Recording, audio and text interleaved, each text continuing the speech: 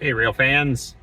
It is Wednesday afternoon, just after lunch, and I am at Ackerville awaiting a northbound Canadian National Officer Car Special Train, or OCS train.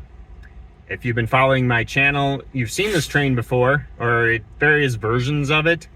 I'm pretty excited about this version of it because both of the lead units have special decals on the side, kind of vintage looking steam era CN decals on them.